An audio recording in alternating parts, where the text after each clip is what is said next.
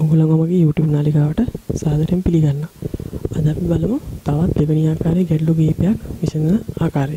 මේ උදාහරණ සැලකුවොත් මේ උදාහරණේ ලවයේ මාත්‍රය 1යි හරයේ මාත්‍රය 4යි. ඒතකොට ලවයේ මාත්‍රය හරයේ මාත්‍රයට වඩා කුඩයි. හරයේ පුනරාවර්තන සාධක විදියට x ශ්‍රේණි එකක් තියෙනවා x ශ්‍රේණි දෙකක් තියෙනවා. ඒතර මේ ගානේ තියෙන විශේෂත්වය තමයි කලින් අපි හදපු ගණන් දෙකේම පුනරාවර්තන සාධක තිබ්බේ 1යි.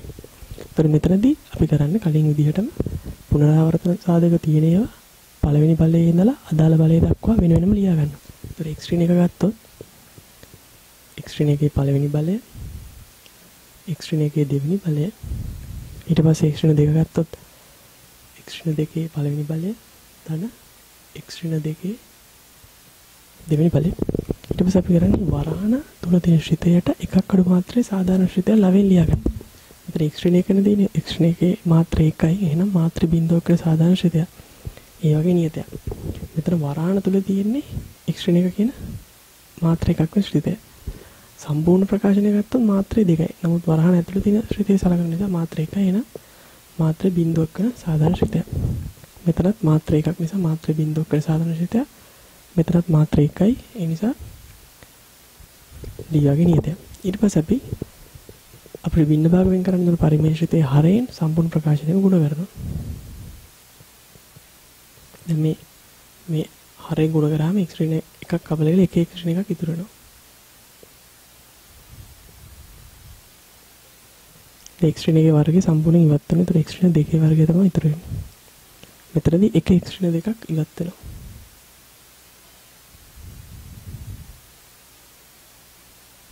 මෙතනදී x ශ්‍රේණි දෙකේ වර්ගයෙන් ඉවත් වෙනවා. ඒතර ඉතුරු වෙන x ශ්‍රේණි එකේ වර්ගය.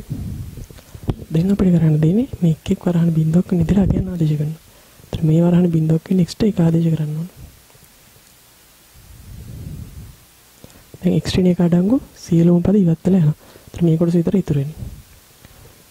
දැන් එක ඍණ දෙක කියන්නේ ඍණ එකයි ඍණ එකේ වර්ගය කියන්නේ 1යි. ඒතර අපිට එනවා b සමානයි 5යි කියලා.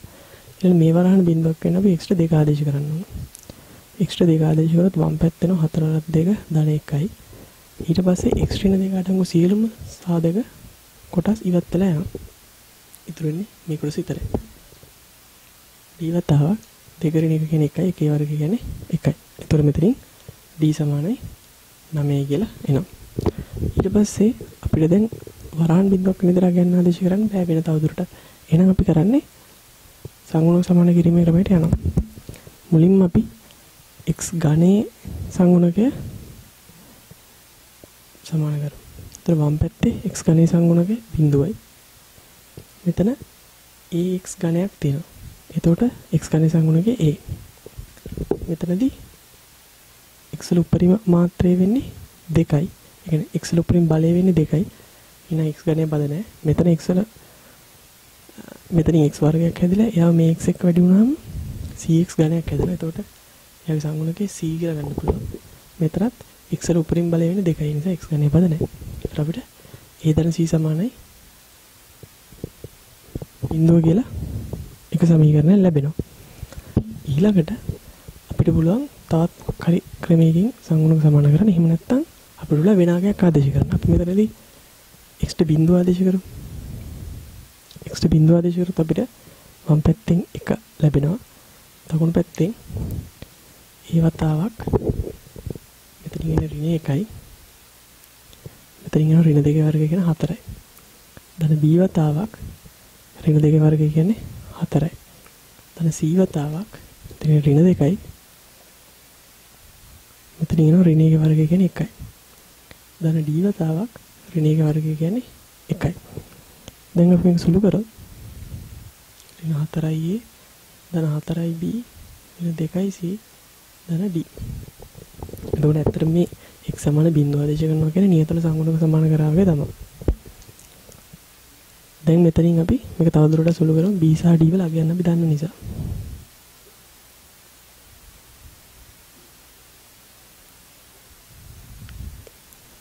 එතකොට අපිට එනවා මේ ඍණ 4යි වම් පැත්තට ගත්තොත් 4යි a ධන 2යි c සමානයි මෙතනින් 20යි 29යි එකක් අඩු කරාම 28යි.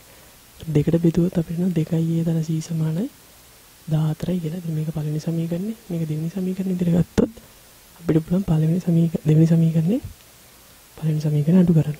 ඒතර අපිට එනවා a සමානයි 14යි කියලා. එහෙනම් පළවෙනි සමීකරණයට අනුව c සමානයි ඍණ 14යි. දැන් අපිට කරන්න තියෙන්නේ මේ ආපහු ගෙන්ටි මෙතනට ආදේශ කරනවා. a කියන්නේ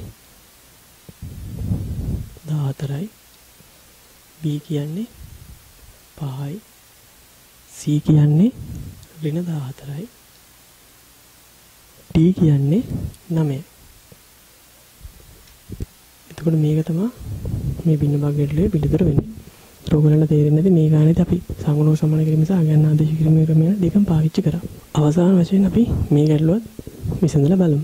මේ ගැටලුවේදී ලවයේ මාත්‍රය 4යි, හරේ මාත්‍රය 5යි. එතකොට ලවයේ මාත්‍රය හරේ මාත්‍රයට වඩා කුඩයි සහ හරේ පුනරාවර්තන සාධකයක් තියෙනවා. එහෙනම් මේ පුනරාවර්තන සාධකයේ පළවෙනි බලයෙන් ඉඳලා ලියන්න ඕනේ. පළවෙනි බලය දෙවැනි බලයේදී ඊට මේ x කියන්නේ තනි සාධකයක් නිසා යාව x විදිහටම ලියනවා. ඊට පස්සේ අපි කරන්නේ වරහණ තුල තියෙන ශ්‍රිතේ මාත්‍රයට එකක් අඩු මාත්‍රේ සාධාරණ ශ්‍රිතය ලියනවා. මෙතන මාත්‍රය 2යි. එහෙනම් පළවෙනි මාත්‍රයේ ශ්‍රිතය. මෙතන වරහණ තුල මාත්‍රය 2යි. එහෙනම් මාත්‍රය එකක් වෙන සාධාරණ ශ්‍රිතය. මෙතන මාත්‍රය 1යි. එහෙනම් මාත්‍රය බිඳුවක් වෙන සාධාරණ ශ්‍රිතය.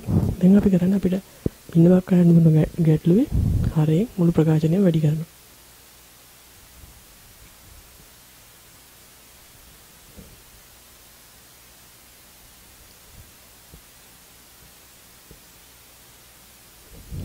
එතකොට අපිට එක x වර්ග ධන 2x වෙන එකක් කපලා ගියාට පස්සේ ඉතුරුනවා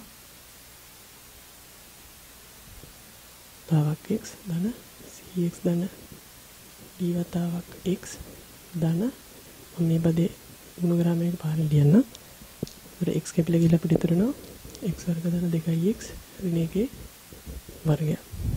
දැන් අපි කරන්නේ වරහන් බිඳුවක් වෙන ගණන ආදේශ කරනවා. අපි මුලින්ම x සමාන බිඳුව වෙන එක ආදේශ කරන්න පුළුවන්. එතකොට අපිට වම් පැත්තෙන් 2 සමානයි මේ කොටසයි බිඳුවක් කළා මේ කොටස විතර ඉතුරු වෙන්නේ e වතාවක් ඍණ 1 වර්ගය 1යි. එතකොට e සමානයි 2 කියලා එනවා අපිට. ඊට පස්සේ අපිට වෙන වරහන් බිඳුවක් විතර ගන්න ආදේශ කරන්න බැරි නිසා අපි කරන්නේ සංගුණක සමාන කිරීම ක්‍රමයට යනවා.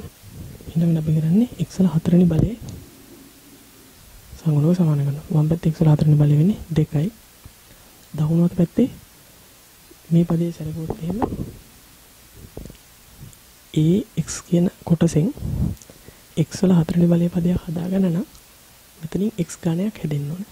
එතකොට ax x එක්ක වැඩි කරන්නේ ax වර්ගයක් හැදෙනවා. එතකොට යාව මේ x වර්ගෙන් වැඩි කරොත් ax වල 4 වෙනි බලයක් හදන්න පුළුවන්. එතකොට සාධකයේ මේ සංගුණකේ වෙන්නේ a. මෙතනින් මේ කොටසෙන් හැදෙන්න පුළුවන් උපරිම x වල බලය වෙන්නේ 3 නිසා කවදාවත් b ගෙන් x වල 4 වෙනි බලයක් හදන්න බෑ. මේ කොටසට ගියොත් මෙතනත් උපරිම හදන්න පුළුවන් cx වර්ග. මෙතනට ගියොත් මේ x වර්ගය වර්ග වෙන නිසා අපිට e වල e වතාවක් x වල 4 වෙනි බලය කියලා එනවා. එන්න එතන සංගුණකයේ e. ඒතර අපිට e වලගේ දන්න නිසා a සමානයි 0 කියලා ලැබෙනවා. ඊළඟට අපි x ඝනයේ සංගුණක සමාන කරමු. වම් පැත්තේ x ඝනය සංගුණකයේ 11යි. මෙතනට ගියොත් ax x ඝනය ලැබෙන්න නම් x වර්ග පදයකින් වැඩි වෙන්න ඕනේ. ඒතකොට ax මෙතන x කින් කොහොමද වැඩි වෙන්නේ? ඒතකොට ax වර්ගයක් හැදෙනවා. තව x කින් වැඩි වෙන්න ඕන නිසා ax වර්ග වැඩි වෙන්න ඕන 2x. ඒතකොට 2ax ඝනය සංගුණකයේ 2a. ඊට පස්සේ b පදේ ගත්තොත් bx හැදෙනවා. තව x වර්ගයෙන් වැඩි වෙන්න ඕන x ඝනයක් හැදෙනවා. එහෙනම් bx වැඩි කරාම x වර්ගයෙන් bx ඝනය සංගුණකයේ b. මෙතන ගත්තොත් cx වර්ගය තමයි x වල වැඩිම බලය වෙන්නේ නෑ. එයා සලකන්න ඕනේ. මෙතන ගත්තොත් මේ සම්පූර්ණ ප්‍රකාශනයේ වර්ගයක් නිසා x වල 4 වෙනි බලය 4x වර්ග ධන 1. ඊට පස්සේ මේ පද දෙක එකට අල්ලලා ලියනවා. 4x ඝනය ඍණ 4x ඍණ 2x වර්ග. එතකොට ඇත්තටම x ඝනයක් හැදෙන්නේ x වර්ගයි x වැඩිලා. එතකොට ධන 4x ඝනයක් හැදෙනවා. එහෙනම් 4e කියලා සංගුණයක් තියෙනවා. අපි මෙයා ඔන්න වෙනම ප්‍රසාරණය කරොත් මුලින්ම මේ එක් පදේ වර්ගය ලියනවා. x වල 4x වර්ග ධන 1. ඊට පස්සේ මේ පද දෙක අල්ලලා ගුණිත දෙකෙන් මේ දෙන්න මේ දෙන වැඩි කළා දෙකෙන් වැඩි වෙනතර 2x ගණනේ දෙකෙන් වැඩි කරාම 4x ගණනේ. මේ පද දෙක සැලකුවොත් ඍණ 2x තමයි මේ දෙන ගුණ කරාම ඉන්නේ. ඒව දෙකෙන් වැඩි කරාම ඍණ 4x. මේ පද දෙක සැලකුවාම මේ දෙන ගුණ කරාම ඍණ x වර්ග දෙකෙන් වැඩි කරාම ඍණ 2x වර්ග. මේක තමයි මෙයා ප්‍රසාරණය කරාම ඉන්නේ. ඒතර මෙතන x ගණයක් කියලා තියෙන්නේ 4x ගණේ කියන පදේ. ඒතර මෙයා e වලින් වැඩි වෙන නිසා 4යි ex ගණේ. ඒ නිසා තමයි සංගුණකේ 4යි උනේ. ඒතර මෙයාව දැන් අපි දන්නා කියන ආදේශ කරොත් 2යි ඒ කියන්නේ බිඳුවයි 4 වතාවක් 2යි. ඒතර අපිට එනවා b සමානයි 3යි කියලා. ඊළඟට අපිට තව c වලයි d වලයි අගයන් හොයාගන්න තියෙනවා. එතකොට අපිට c වලයි d වලයි හොයාගන්න ලේසිම විදිහ තමයි ඊළඟට x වර්ගයේ x වලයි සංගුණක සමාන කරගන්න. හරි. එහෙනම් x වර්ගයේ සංගුණක සමාන කරනවා. මේක x වර්ගයේ සංගුණක සමාන කරන එක ටිකක් සංකීර්ණයි වැඩි. නමුත් කරන්න පුළුවන් ඊට වඩා තමන්ට පහසු නම් අගයන් ආදේශ කරලා සමීකරණයක් අරගෙන ඒ දෙක විසඳලා හදන්නත් පුළුවන්. x වර්ගයේ සංගුණක ගත්තොත් 15ක් තියෙනවා වම් පැත්තේ. මෙතන ගත්තොත් x වර්ගය හදන්න නම් මේ ax මෙතන x එකෙන් වඩා නම් ax වර්ගය හැදිලා තියෙන්නේ. ඒතර මෙයාගෙන් වැඩි වෙනවා ඍණ එකත් එක්ක. ඒතර ඍණ x වර්ග නිසා සංගුණකේ ඍණ e. ඉතින් b ගත්තොත් bx මෙතනින් හැදෙනවා. x වර්ගයක් හැදෙනවා නම් එයාව 2x කින් වැඩි වෙනවා. ඒතර 2යි bx වර්ග සංගුණකයේ 2යි b. ඊළඟට මෙතනට ගියොත් cx වර්ගයක් හැදෙනවා. සංගුණකයේ c. d වලින් හැදෙන්නේ x වර්ග පද. මෙතන ගත්තොත් මේ x වර්ගයේ වර්ග වුණොත් x වල 4. මෙයා වර්ග වුණොත් 4x වර්ග. එතන එනවා 4යි. ඊට පස්සේ පද දෙක දෙක ගුණ කරලා එනවද කියලා බලන්න ඕනේ.